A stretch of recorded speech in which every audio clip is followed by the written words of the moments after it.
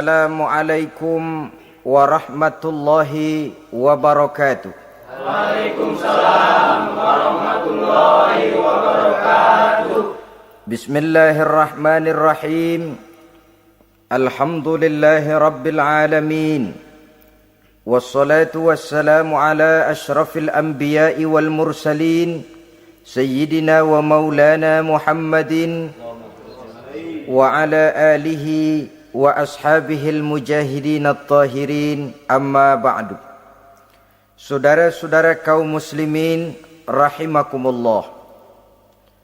Pada pertemuan terdahulu kita sudah membicarakan orang-orang yang menjadi teman-teman setan dalam kehidupan di dunia ini. Maka pada pertemuan kali ini kita akan membicarakan tentang siapa yang menjadi musuh-musuh setan di dalam kehidupan. Dengan satu catatan, berbahagialah mereka yang menjadi musuh-musuh setan, tetapi celakalah mereka yang menjadi teman-teman setan. Bagaimanapun juga di dalam kehidupan ini, apabila orang telah memproklamirkan bendera permusuhan kepada kita, maka kita tentu seharusnya bersikap waspada dan mawas diri. Demikian juga iblis dan seluruh bala tentaranya yang terdiri daripada setan-setan. Mereka telah mengibarkan bendera permusuhan kepada Nabi Adam dan anak cucunya, kepada kita umat Rasulullah sallallahu alaihi wasallam. Akan sengsara dan celaka jika kepada iblis dan setan yang telah nyata-nyata mengibarkan bendera permusuhan itu kita mengadakan toleransi, mengadakan kerjasama, dan menjadi budak yang memperturutkan kemauan daripada iblis dan setan. Siapa yang menjadi musuh-musuh setan dalam kehidupan ini? Inilah pertanyaan berikutnya yang diajukan oleh baginda Rasul kepada iblis. Hai iblis, kalau teman-temanmu adalah seperti yang telah engkau jelaskan tadi, sekarang cobalah beritahu saya, siapa di antara umatku yang menjadi musuhmu dalam kehidupan ini? Atas pertanyaan ini, iblis laknatullah menjawab, ya Rasul, musuh-musuhku di antara umatmu, pertama, anta ya Muhammad. Musuhku yang pertama adalah engkau, wahai Muhammad.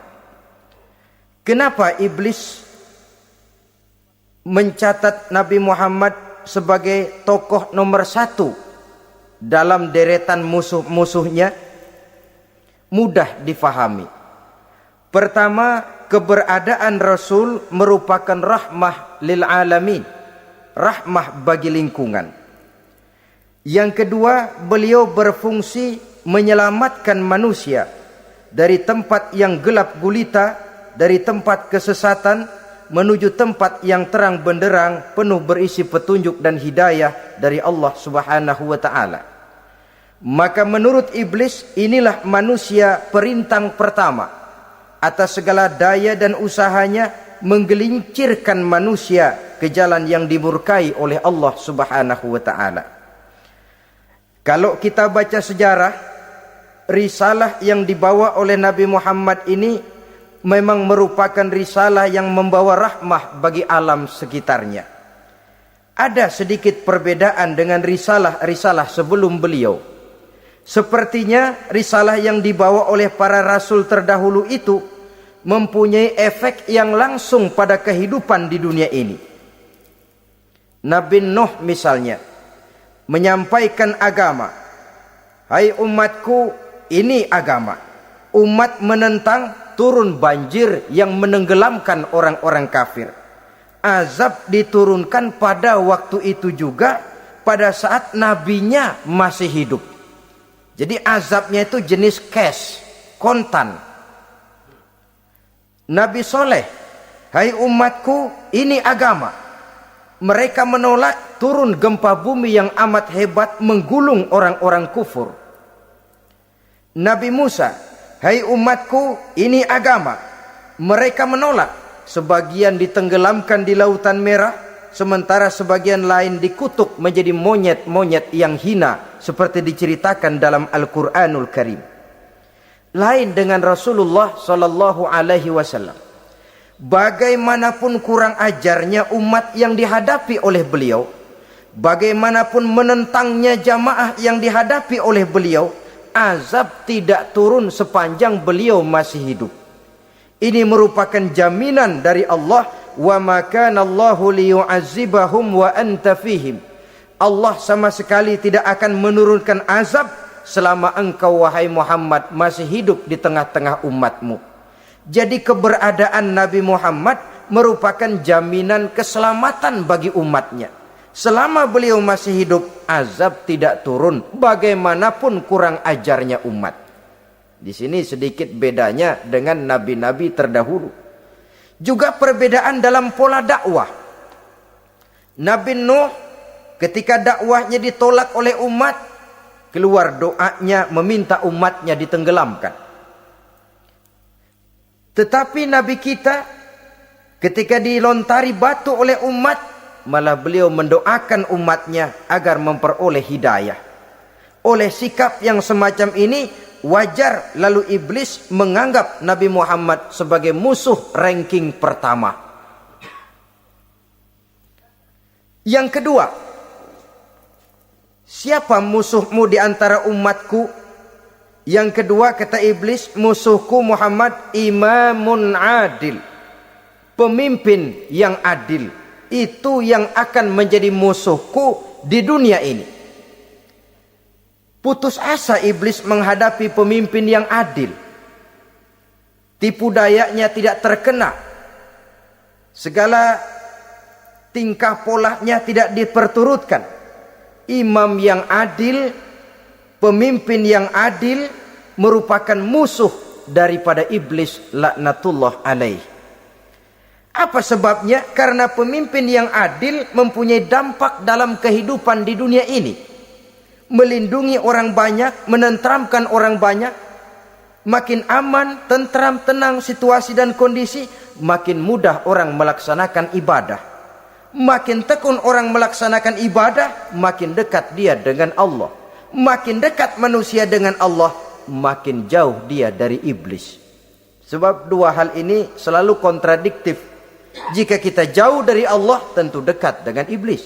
Jika kita jauh dari iblis, harus dekat tentu dengan Allah. Dan begitu selanjutnya. Dalam kaitannya dengan kehidupan kita sekarang, saudara-saudara, disinilah perlunya mempersiapkan manusia. Membangun manusia itu jauh lebih sulit daripada membangun jembatan. Membangun manusia itu lebih sulit daripada membangun gedung-gedung bertingkat. Termasuk membangun dan mempersiapkan calon-calon pemimpin yang adil di masa yang akan datang. Membangun jembatan penting. Tapi lebih penting daripada membangun jembatan adalah membangun manusia yang bikin jembatan.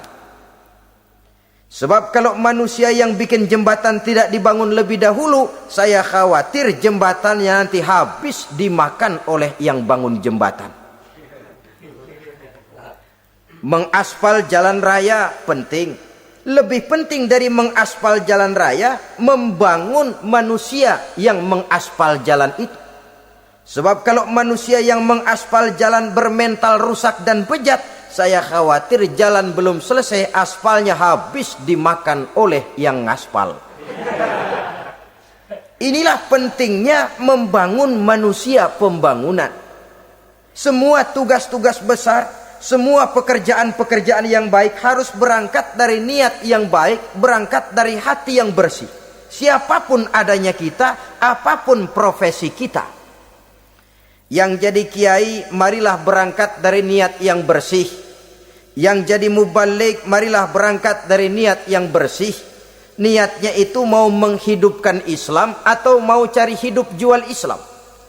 Kalau mau menghidupkan Islam, mari sama-sama kita berjuang. Tapi kalau mau cari hidup untuk dengan menjual Islam, minggir saja daripada nanti bikin malu. Yang mengurus masjid, mari berangkat dari niat yang bersih. Ngurus masjid itu niatnya mau menghidupkan masjid atau mau cari hidup di dalam masjid. Kalau mau menghidupkan masjid, mari. Tapi kalau mau mencari hidup di dalam masjid, tolong minggir saja daripada nanti bikin aib. Yang jadi orang alim, mari berangkat dari niat yang bersih. Jangan memperjualbelikan fatwa, yang halal dikatakan haram, yang haram jadi samar-samar, nanti membingungkan umat. Berangkat dari niat yang bersih, membangun manusia, pembangunan. Ini barangkali istilah yang lebih kena. Saudara-saudara kaum muslimin rahimakumullah. Setiap kita pada hakikatnya punya bakat. Secara fitrah yang kita bawa. Bakat apapun kita ini punya.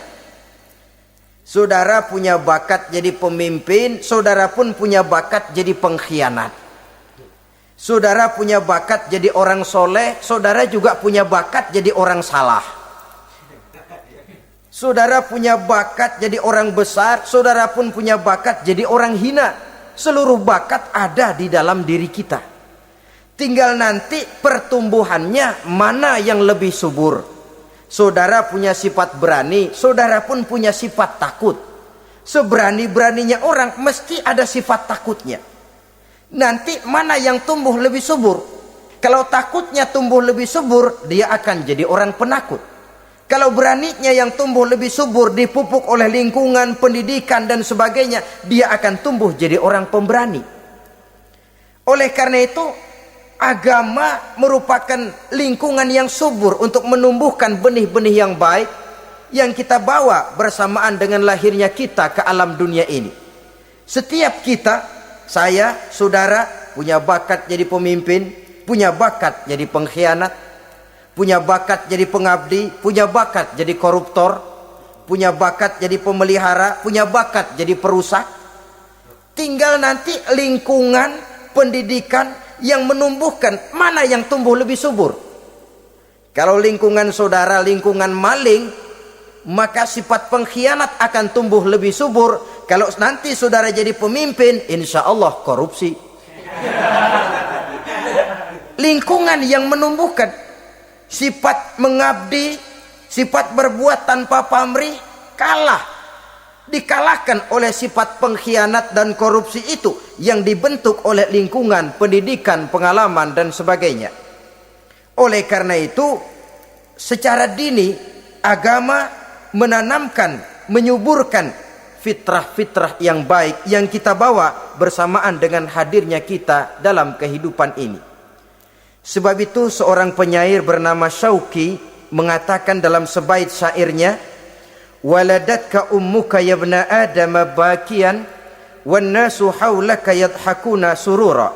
Hai manusia, pada saat kamu dilahirkan kamu menangis dan orang lain di sekelilingmu ketawa.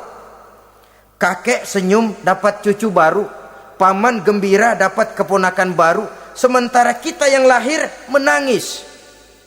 Betul apa benar? Apa ada saudara yang begitu dilahirkan terus nyengir? Saya kira kabur dukunnya itu. Setiap kamu hai manusia lahir dalam keadaan menangis, orang sekelilingmu tertawa. Karena itu katakan kepada mereka yang senyum di sekelilingmu, hai manusia, pada saat saya dilahirkan saya menangis dan kamu semua tertawa. Baik manusia. Tapi nanti pada satu saat harus terjadi kebalikannya.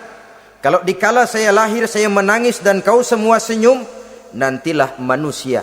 Kalau satu saat saya meninggalkan alam dunia ini, saya akan berangkat dengan senyum. Dan kalian semua akan berurai air mata. Kalau perlu dari Sabang sampai Merauke kibar bendera setengah tiang. Kalau perlu.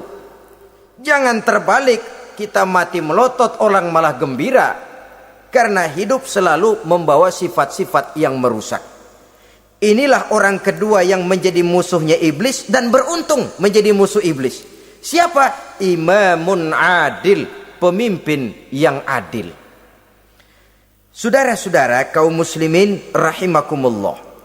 Yang ketiga musuh iblis, ghaniyun mutawadhi. Orang kaya yang rendah hati. Orang kaya yang tidak sombong. Kaya apa saja. Baik kaya oleh karena ilmu. Orang yang kaya karena ilmu disebut orang alim. Baik kaya karena materi, orang kaya karena materi dinamakan hartawan. Baik kaya karena kedudukan, orang yang kaya karena kedudukan dinamakan pejabat. Orang kaya yang rendah hati itu musuh iblis. Beruntung dia menjadi musuh iblis. Iblis tidak senang ada orang kaya tidak sombong. Tapi iblis paling senang kalau ada orang kaya sombong. Lebih senang lagi iblis kalau ada orang miskin sombong. Masya Allah. Orang kaya sombong, walaupun iblis senang, orang masih bilang pantas saja dia sombong, kaya apaan aja punya. Udah miskin sombong, kira-kira yang disombongin apaan? Dalam segala bentuknya sombong ini Allah tidak senang. Tapi iblis senang. Kenapa? Karena sponsor sombong iblis. Kan yang pertama kali sombong iblis toh. Ketika disuruh sujud kepada Nabi Adam, dia nggak mau. Ini kesombongan pertama yang terjadi dalam sejarah. Ketika ditanya kenapa kau tidak mau sujud iblis? Saya kan dibikin dari api, Adam dari tanah. I am the best. Saya lebih hebat daripada iblis, daripada Adam. Adam baru kemarin dibikin, saya sudah lama. Kata Allah, kamu sombong iblis, ini surga bukan tempat orang sombong, keluar. Terusir dia dari surga. Jadi kesombongan pertama adalah kesombongan yang dilakukan oleh iblis. Dan dia tanamkan itu kepada kita supaya jadi orang sombong. Karena itu sombong ilmu Allah nggak senang, tapi iblis senang. Mentang-mentang ada ilmunya. Nih, satu-satunya ustadz di sini ya. Semua mesti ngaji sama gue. Kalau nggak ngaji sama gue, Islamnya kurang tapi bener. Sombong karena ilmu. Sombong karena pangkat. Mentang-mentang pakai bintang di pundak, jalan pundak duluan. Yang wajar saja hidup ini. Sombong harta pun begitu. Kaum muslimin rahimakumullah. Orang kaya yang rendah hati dimusuhi oleh iblis, tapi dicintai Allah, dicintai Rasul, dicintai malaikat. Caranya bagaimana? Kembali kepada satu kesadaran bahwa pada saat terlahir ke alam dunia ini tidak ada yang pernah kita bawa. Kalau sekarang kita punya rumah, punya kebun, punya kendaraan, punya pabrik, punya segala macam benda, apa itu? Titipan. Pada suatu saat akan diambil kembali oleh yang menitipnya. Kalau titipan itu pandai kita jaga, pandai kita syukuri, titipan akan makin banyak. Sama juga kita dalam kehidupan. Kalau orang bisa kita percaya, saya mau pergi ke luar negeri, rumah saya titip kepada tetangga. Saya pulang dari luar negeri, isi rumah tetap tidak berkurang, malah dibersihi, malah disapu, dihilangkan kotorannya. Tentu bukan main syukur saya, girang saya. Akan bertambah kepercayaan saya untuk menitipkan apa saja. Ini makna la in syakartum la azidannakum wa la in kafartum inna azabi lasyadid. Kalau kamu pandai bersyukur, aku tambah nikmat. Tapi kalau kamu ingkar, azabku teramat pedih. Artinya apa? Nikmat bisa berubah menjadi azab kalau kita tidak pandai mensyukurinya. Ma'asyiral muslimin rahimakumullah. Orang yang kaya ilmu lalu rendah hati, tidak selalu ingin menonjolkan diri. Ini kadang-kadang yang tanggung ini yang bikin berabe. Alim bener enggak, geblek bener juga enggak.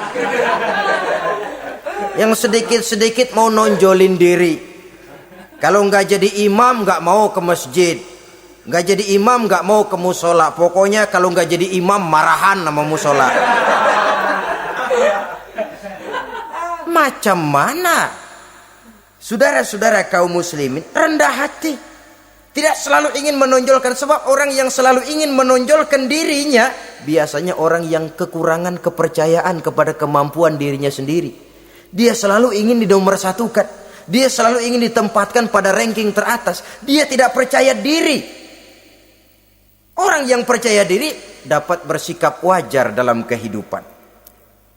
Begitu juga kaya karena harta, dengan menyadari bahwa harta bagaimanapun banyaknya titipan dari Allah.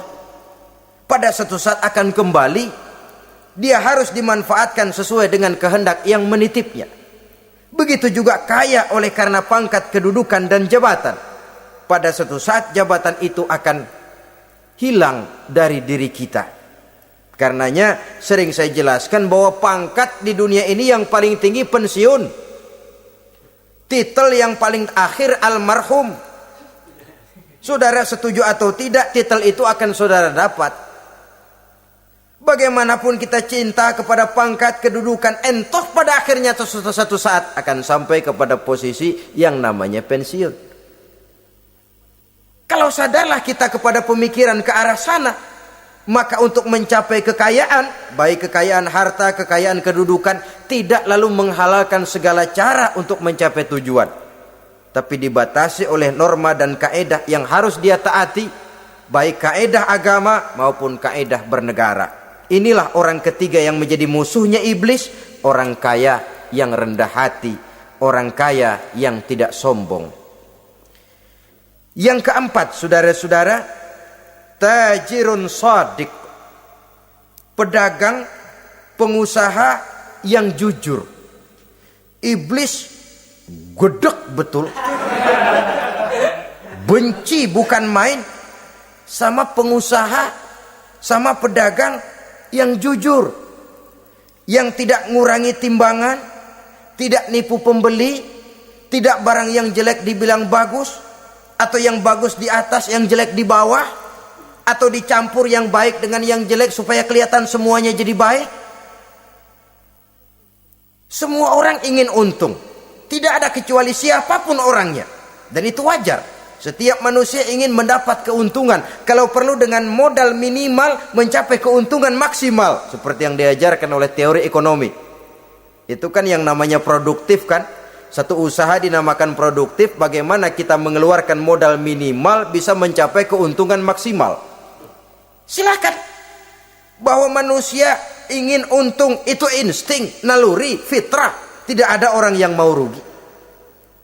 Tapi cara mencapai keuntungan itu yang membedakan antara seorang muslim dengan yang bukan muslim.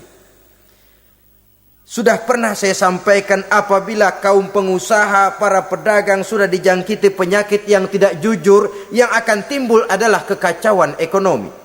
Kekacauan ekonomi bisa menimbulkan revolusi sosial, dan revolusi sosial merupakan kiamat satu generasi. Semua kericuhan hampir bermuara dari perut, dan itu ekonomi. Orang nodong perut, orang korupsi perut. Ya walaupun korupsi kalau sudah kelas kakap tidak lagi sekedar urusan perut. Ya perut apa yang diurusin kalau korupsinya miliaran itu? Perut jin barangkali. Saudara-saudara kaum muslimin rahimakumullah. Oleh karena itu, pedagang yang jujur, pengusaha yang jujur, ini merupakan musuh iblis. Iblis tidak senang kalau ada pengusaha yang jujur. Iblis tidak senang kalau ada pedagang yang jujur. Tapi iblis akan tepuk tangan kalau pedagang sudah selingkuh, kalau pengusaha sudah nipu. Ada orang bilang, sekarang mah kalau jujur-jujur bener nggak makan apa-apa dong kita. Sebab katanya jangan lagi nyari yang halal, sekarang ini yang haram aja seret. Rupanya sering masang undian nggak pernah kena. Lalu bilang jangan yang halal, yang haram aja nggak kena-kena katanya. Sebenarnya bukan itu masalahnya, saudara-saudara. Bukan itu masalahnya. Masalahnya ialah bahwa kejujuran membawa keberkahan. Ini kalau kita berpikir dengan kacamata agama. Keberkahan merupakan sumber ketenangan.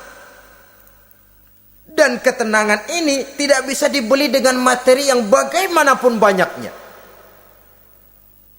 Walaupun kita punya percetakan duit, ketenangan itu nggak bisa dibeli. Jangankan cuma punya duit banyak, percetakan duit saudara punya, mau membeli ketenangan yang berasal dari keberkahan, sulit. Jadi kejujuran membawa keberkahan, keberkahan membawa ketenangan. Jangan macam dulu tukang sol sepatu. Ditanya oleh temannya, "Bang, ngesol satu hari dapat berapa?" 200 rupiah. Sembayang enggak? Enggak. Islam? Islam, kalau Islam mah. Kata temannya, "Sembayang dah, kali aja besok dapat rezeki lebih banyak." Yang benar, iya. Sebab kalau orang sholat itu Allah dekat, nanti rezekinya ditambah. Beneran? Bener. Subuh sembayang dia. Habis sembayang sarapan, berangkat ke tempat dia ngesol, mangkal. Dari pagi sampai jam 11 belum ada juga yang ngesol. Mulai bimbang hatinya. Katanya kalau sembayang rezeki tambah. Tadi sembayang subuh sampai gini hari belum ada yang ngesol. Cobaan kali. Sabar. Datang sholat zohor. Habis zohor nunggu lagi, belum juga ada yang datang ngesol. Udah mau pulang hampir maghrib, baru datang satu orang, dan ini sendal jepit putus.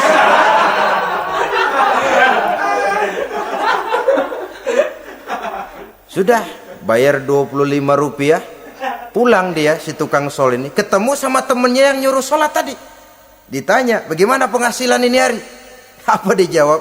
"Gua kapok deh sembahyang."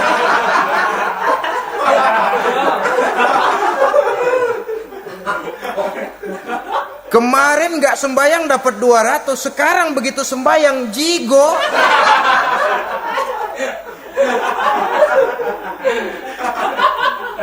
Dia tidak sadar bahwa dengan dari kacamata agama, 25 rupiah yang membawa berkah jauh lebih baik ketimbang 200 uang panas.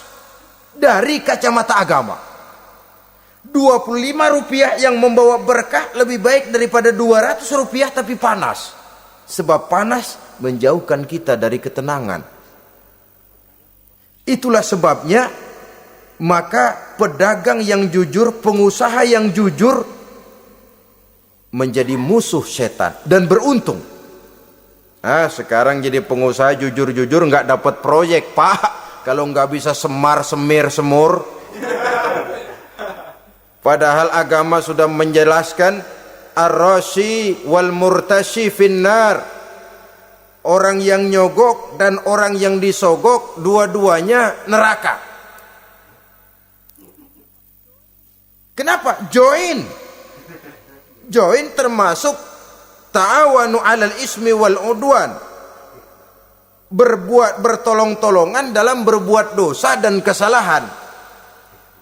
Kalau hadiah, lain hadiah. Kalau sodakoh, lain sodakoh. Tapi yang namanya semir, suap, ar-rashi wal murtashi finnar.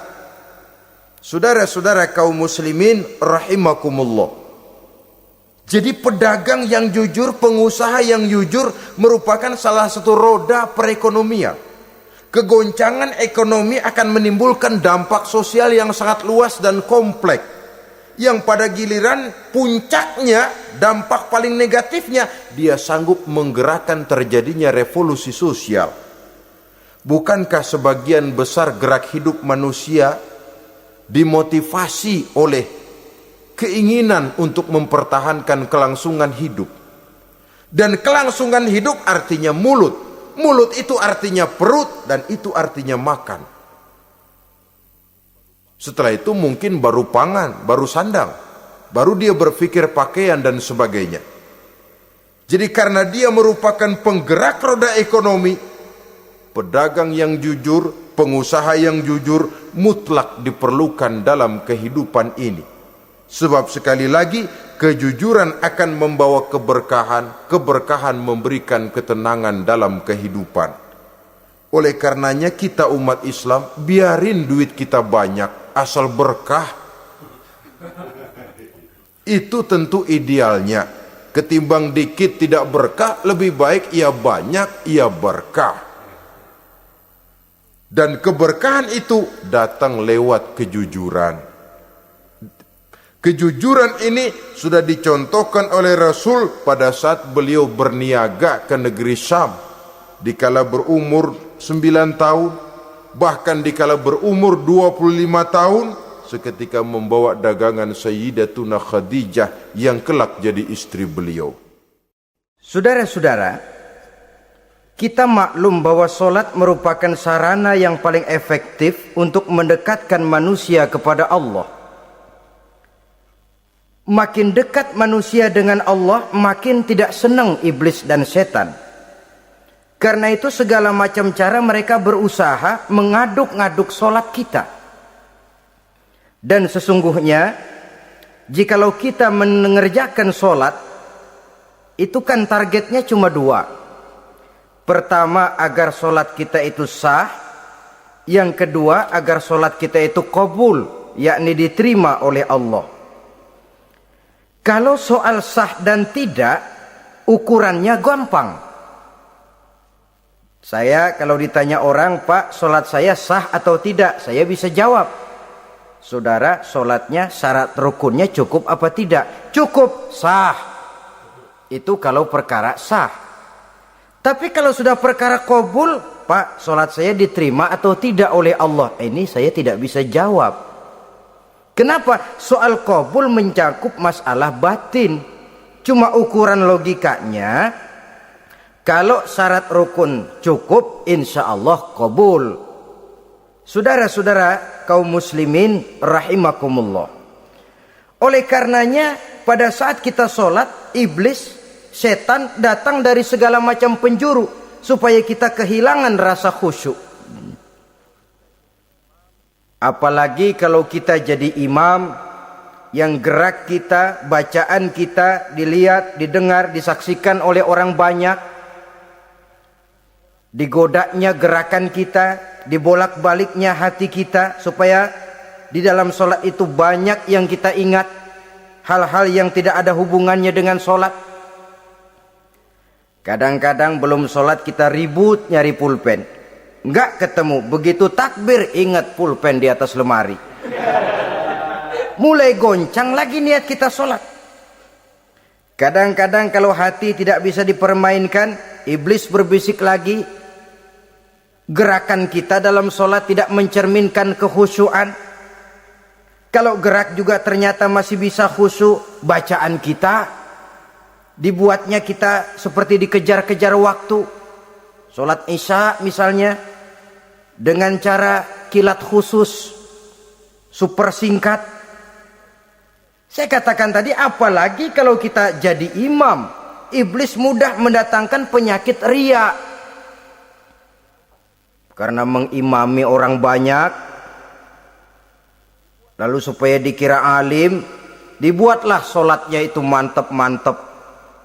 Surahnya dicari yang panjang-panjang, paling pendek sabihis sama wadduha. Tapi kalau sudah sholat sendirian, cukup inna a'toinakal kautsar sama kul huwallahu ahad.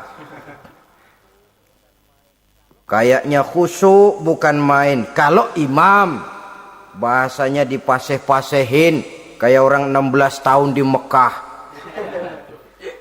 Usolli fardhol maghribi salasa rakaatin. Saudara-saudara kaum muslimin yang berbahagia, oleh karena solat merupakan sarana yang paling efektif untuk mendekatkan diri dengan Allah, maka orang yang khusyuk di dalam solatnya merupakan musuh utama daripada iblis. Sekarang bagaimana bisa khusyuk caranya? Kalau khusyuk 100%, rasa-rasanya sulit. Untuk sampai ke arah sana orang memerlukan tahapan. Kepada Imam Ali karramallahu wajhah, baginda Nabi pernah memberikan satu tes case. Ali, saya ya Rasul, kalau kau bisa sholat 2 rakaat saja dengan khusyuk, aku kasih hadiah sorban. Baik ya Rasul. Sembayang Imam Ali 2 rakaat, selesai sholat, assalamualaikum wassalamualaikum. Rasul bertanya, yang mana sorbannya Li? Tanpa nengok, Imam Ali menjawab, yang hijau ya Rasul. Setelah menjawab yang hijau, Rasul berkata, kamu tidak khusyuk Li. Kenapa? Soalnya tadi waktu sembayang mikirin, nanti kalau ditawarin sorban pilih yang hijau aja ah. Sehingga begitu ditanya, refleks menjawab, yang mana li? Yang hijau saja ya Rasul. Oleh karena itu, menurut Al-Imam Nawawi, pada tingkatan yang paling sederhana, sudah sampai ke tingkat khusyuk, asal pada waktu takbiratul ihram ingat kepada Allah. Tapi jangan lupa, itu tangga pertama. Jangan ada fatwa begini lalu aman. Yang penting kan takbirnya ingat Tuhan, belasononya mau kemana kek. Bukan itu. Itu pada tingkatan pertama sudah sah dipandang khusyuk solatnya orang awam, asal pada waktu takbiratul ihram dia ingat kepada Allah. Tetapi harus terus berusaha agar sepanjang solat dia ingat kepada Allah. Caranya bagaimana? Pertama, menanamkan diri bahwa pada saat kita sedang mengerjakan solat, yang lain tidak ada kecuali Allah. Yang kedua, berusaha memahami apa yang kita baca. Sehingga pada saat kita sujud, subhana rabbiyal a'la wa bihamdih, terbayang kemahasucian Allah, kemahatinggian Allah. Sehingga hati tidak mengembara, mulut berucap, hati mengikuti apa yang diucapkan. Yang kadang-kadang membuat hati kita jalan-jalan, badan di masjid, badan takbir, badan ruku, tapi hati di pasar, hati di kantor, hati di pabrik. Karena yang kita ucapkan tidak berakar di hati. Yang kita baca kita nggak tahu artinya. Sangat boleh jadi hati lalu mengembara kemana-mana. Jadi untuk menopang kekhusyuan ini, cara yang paling efektif, pertama, tidak ada yang lain pada waktu kita sholat kecuali Allah. Yang kedua, berusaha memahami apa yang kita baca. Dikala kita sujud dikala kita duduk di antara dua sujud, Rabbighfirli, ya Allah ampuni dosa saya, warhamni, kasihani saya, dan selanjutnya. Mulut membaca, hati mengikuti. Dengan mengikuti, hati tidak terlalu mengembara, ada tempat dia kembali. Saudara-saudara kaum muslimin rahimakumullah. Itu yang kelima. Yang keenam, yang menjadi musuh iblis, mukminun nasih. Orang mukmin yang suka memberikan nasihat. Orang mukmin yang suka memberikan petunjuk. Termasuk juru-juru dakwah, para mubaligh, itu merupakan musuh utama iblis. Kenapa? Tiap hari iblis kampanye. Tiap hari iblis mengajak dengan segala macam cara yang kalau perlu dia berikan kamuflase. Dia berikan fata morgana. Kalau perlu yang haram dia bungkus dengan merek halal. Kalau perlu kejahatan dia bungkus dengan baju kebajikan. Istilahnya racun diberi merek madu. Dan itu wajar. Cuma kita tentu harus punya filter, daya saring positif agar tidak salah pilih. Karena iblis ini pintar betul. Kalau kita khusyuk dalam sholat, dia tanamkan kepada kita misalnya seperti tadi itu. Sholatmu memang hebat, khusyuk. Di kampung ini tidak ada orang yang sholatnya seperti kamu. Tertanam itu dalam hati kita, timbul ujub. Akhirnya, iya, gue lihat-lihat di kampung sini kagak ada yang sembayangnya kayak gua. Nah, sudah masuk iblis. Jadi dia pandai mengikuti gerak hati dan irama denyut jantung manusia ini. Kemana kecenderungan manusia, ke situ dia masuk. Pendeknya iblis itu ibarat tukang joget, dia ngerti bener irama kendang. Saudara-saudara kaum muslimin rahimakumullah. Termasuk juru-juru dakwah, para mubaligh, orang yang suka memberikan nasihat ini. Mereka memberikan filter kepada umat, kepada jamaah, jangan sampai salah pilih.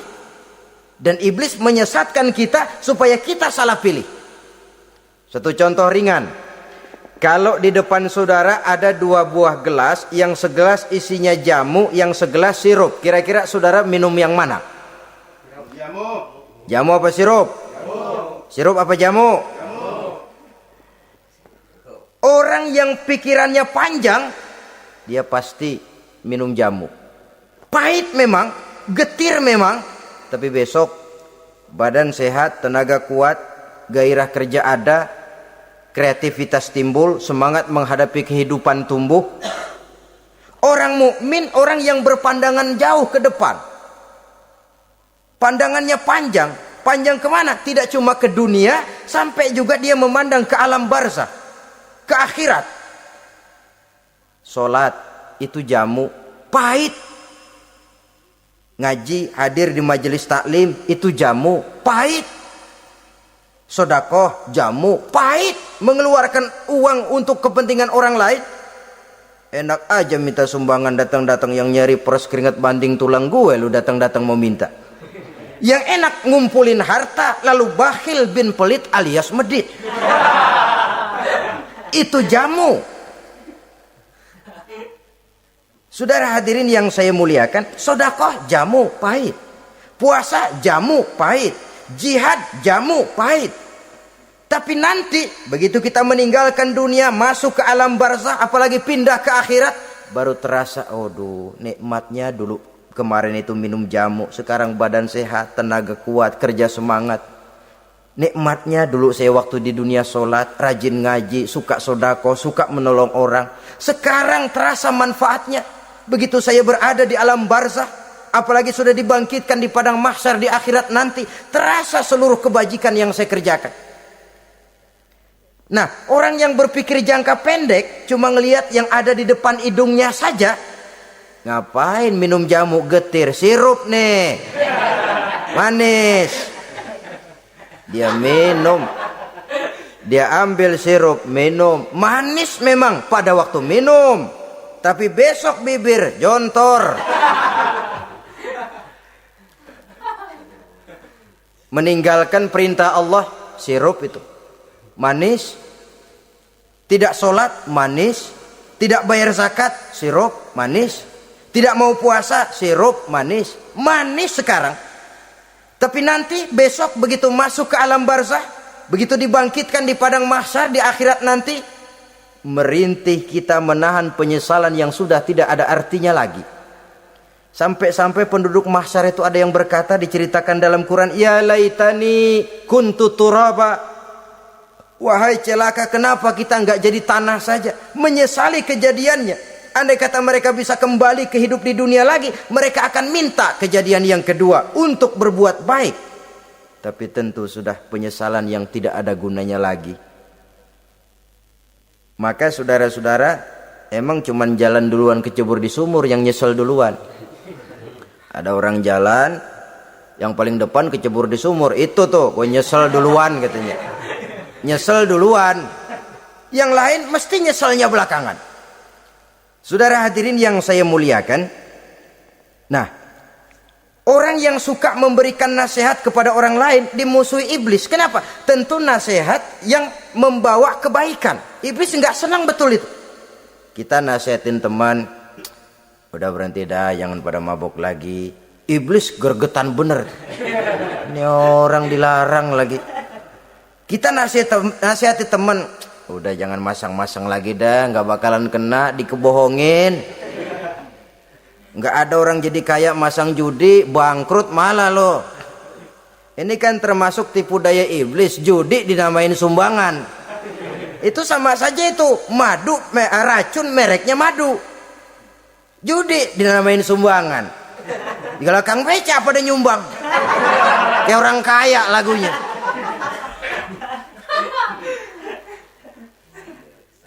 Saudara-saudara kaum muslimin rahimakumullah, adalah kewajiban kita memang untuk tawasau bil haq, saling nasihat menasihati. Setiap kita juru dakwah, setiap kita wajib menyampaikan apa yang sudah kita tahu kepada orang yang belum atau kurang tahu.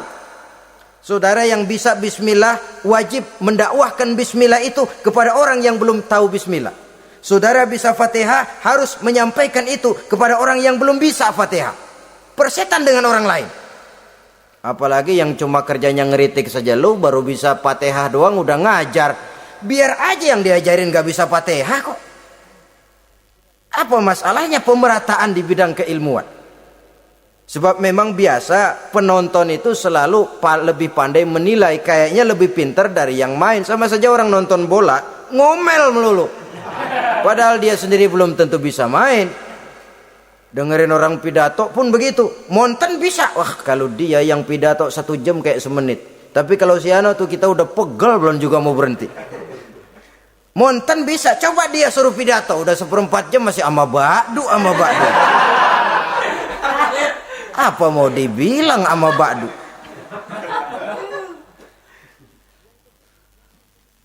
Yang ketujuh, yang menjadi musuhnya iblis, taibun sabitun ala taubatihi, orang yang bertaubat dan tetap di atas taubatnya. Secara jujur, tidak ada manusia yang tidak punya salah. Dan orang yang baik memang bukan orang yang tidak punya salah. Karena tidak ada orang yang tidak punya salah. Orang yang baik adalah orang yang apabila melakukan kesalahan dia segera sadar, dijadikannya itu sebagai pelajaran untuk tidak diulanginya lagi pada masa yang akan datang. Biasanya kita menghakimi orang pintar, kita nggak merasa bahwa kita juga punya kesalahan. Kalau kita ngelihat maling ayam kita teriak, padahal kita nyolong kambing. Lebih besar dari si maling ayam, merasa diri lebih benar dari yang lain, padahal kita lebih kotor dan lebih jelek. Hilang sifat introspeksinya. Yang kita musuhi, yang kita caci maki, tahu-tahu kita sendiri yang melakukannya. Saudara-saudara kaum muslimin, orang yang bertaubat dan tetap dalam taubatnya stabil, itu musuh iblis. Apa ada orang yang taubatnya nggak tetap? Ada. Yang istilah kita taubat sambal namanya. Kalau dia makan sambal kepedesan, taubat makan sambal. Besok mau makan kagak ada sambal, ngomel. Mana sambal? Kemarin udah taubat, sekarang mana sambal? Ini taubat yang namanya taubat sambal. Istighfar, habis istighfar nyolong lagi, istighfar lagi, besok nyolong lagi, istighfar lagi. Itu taubat yang tidak tetap namanya. Allah Maha Pengasih dan Penyayang dengan segala kebesarannya.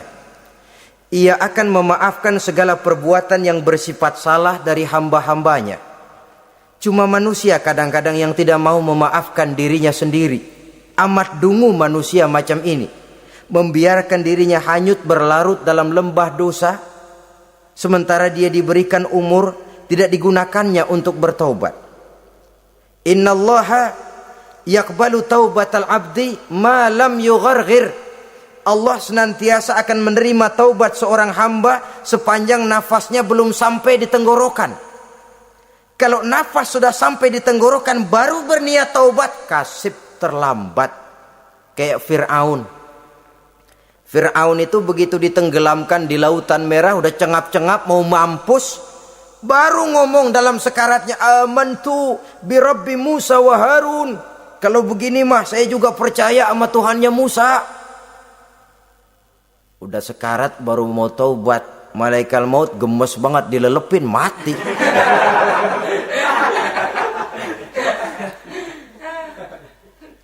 Nah, kepada adik-adik remaja biasanya kalau sudah bicara taubat, pikiran kita taubat mah urusan 70 tahun ke atas, kita masih lama ini.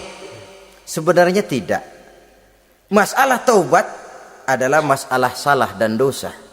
Masalah salah dan dosa adalah masalah manusia. Sejak dia akil balik sampai ajal datang merenggut nyawa.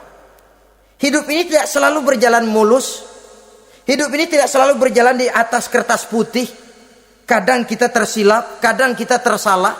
Kadang situasi dan kondisi menyebabkan kita berbuat lain dari yang seharusnya. Itu kehidupan. Silih berganti. Oleh karenanya pesan Nabi wa atbi'i sayyi'atal hasanah.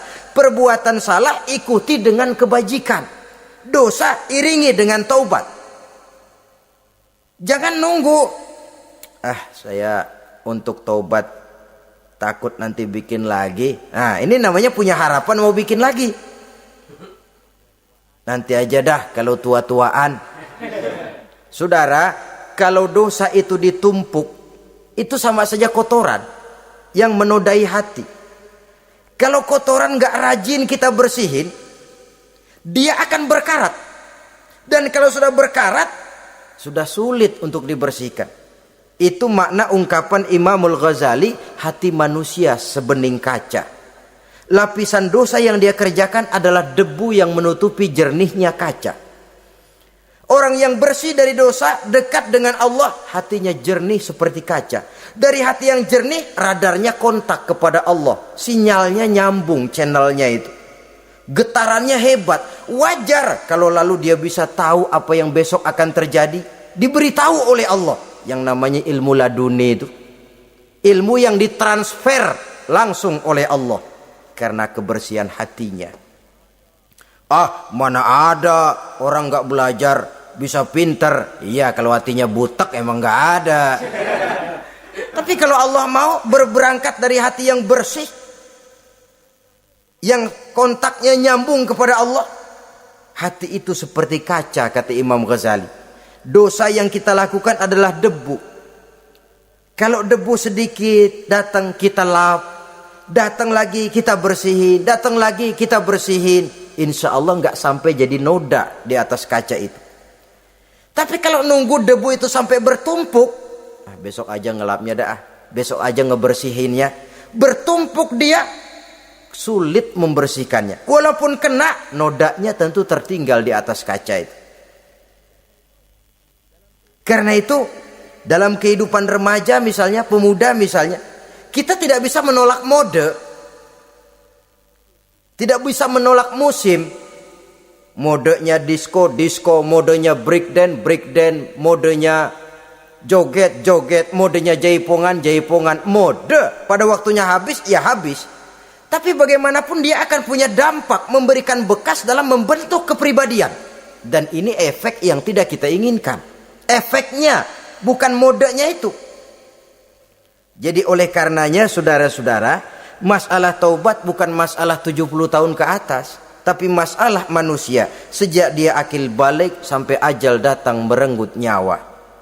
Sepanjang nafas belum sampai di kerongkongan, Allah akan menerima taubat seorang hamba. Bahkan dalam hadis qudsi Allah menyatakan, "Lau amiltumul khotoya hatta mala'atis sama thumma nadimtum fataballahu alaikum." Kalaupun kamu berbuat dosa sampai penuh langit dengan dosamu, kemudian kamu bertaubat dan menyesal, Allah pasti akan menerima taubatmu. Jadi orang yang taubat dengan sebenarnya dan tetap dalam taubatnya, itu musuh iblis. Tapi orang yang taubatnya angin-anginan, iblis demen banget. Hari sembahyang, besok mabok, besoknya lagi nyolong, besoknya lagi zina, besok tobat lagi. Kata iblis, surak, iya lo gocet dah Tuhan.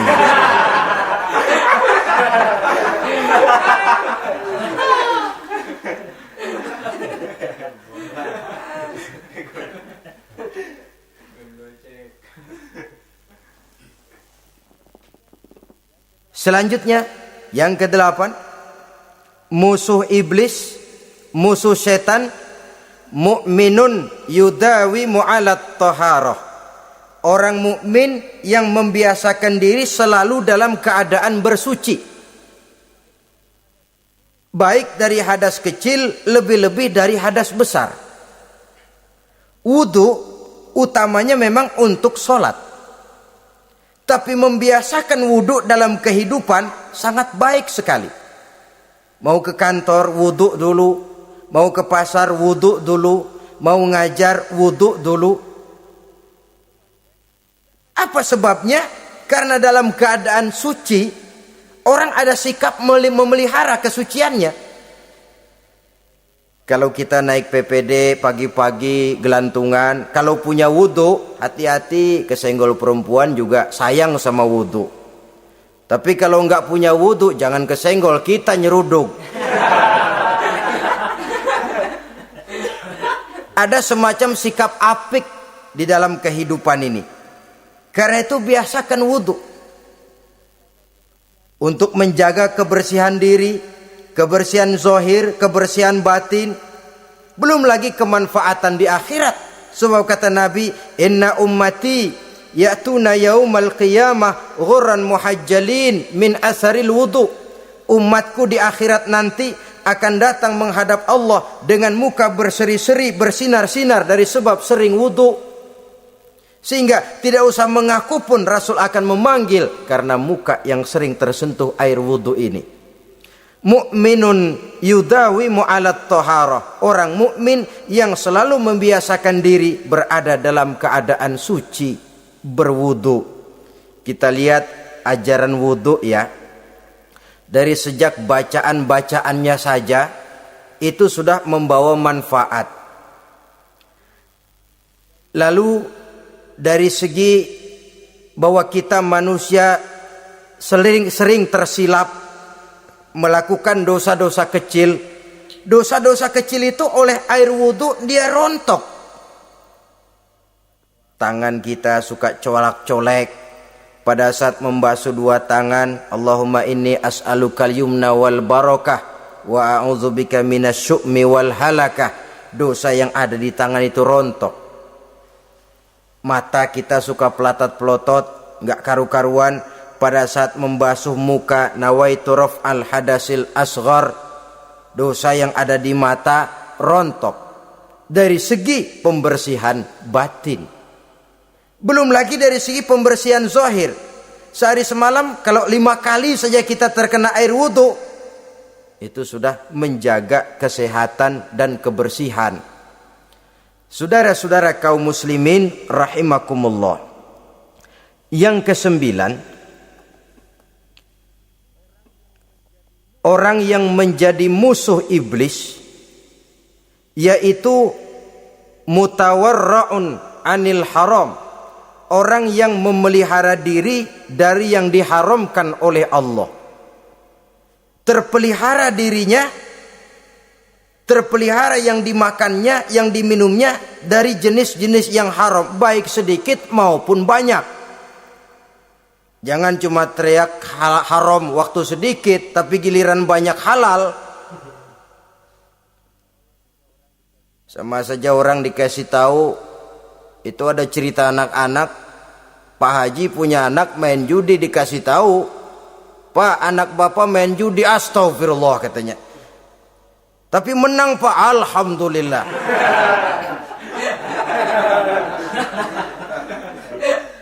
Ini kan sama saja, giliran sedikit dibilang haram karena dia nggak dapat jatah, begitu dapat banyak dan dia kecipratan jadi halal. Yang sedikit haram, banyaknya pun juga haram. Yang banyaknya haram, sedikitnya juga haram.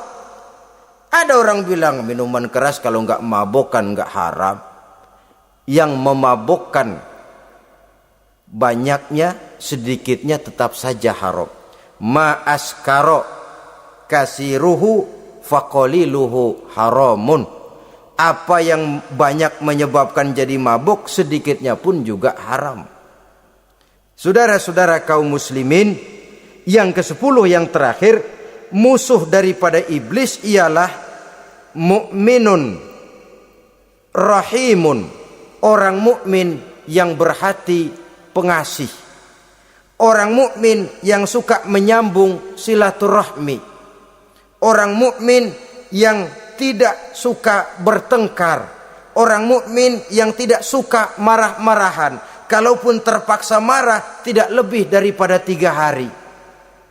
Jadi boleh saja marah kalau alasannya tepat, tapi enggak lebih dari 3 hari. Kalau perlu bikin perjanjian, kita marah ya 3 hari. Itu limit, tidak halal kata Nabi bagi seorang muslim menjauhi saudaranya lebih dari 3 hari. Tidak halal itu artinya haram. Kita ini kadang-kadang kalau sudah marahan sama tetangga kah, sama teman kah, kadang-kadang suka berlaku perpanjangan waktu. Tidak cukup perpanjangan waktu, ditambah lagi perpanjangan generasi. Enggak cukup kita yang marah, orang lain kita sundut-sundut supaya ngikut marah lagi. Marah pakai ngundang. Kayak mafia lagunya, udah dia marah, orang lain lagi disuruh marah. Saudara hadirin yang saya muliakan, mukmin yang punya sifat belas kasih, berhati jernih, itu musuh utama dari iblis. Tapi mukmin yang suka marah-marahan, tukang hasutan, tukang bakar, itu teman-teman iblis. Oleh karena itu, mudah-mudahan kita semua menjadi musuh iblis. Dan jangan menjadi musuh iblis. Jangan menjadi teman iblis. Sebab iblis sudah kadang memproklamirkan permusuhan. Sekali dia musuh kita, selamanya dia akan tetap menjadi musuh kita. Berusahalah untuk menjadi musuh iblis, dan jangan sekali-kali toleransi. Jangan berusaha menjadi teman iblis. Inilah yang kita bicarakan pada pertemuan ini. Mudah-mudahan ada manfaatnya. Terima kasih atas segala perhatian. Mohon maaf atas segala kekurangan. Wassalamualaikum warahmatullahi wabarakatuh. Waalaikumsalam.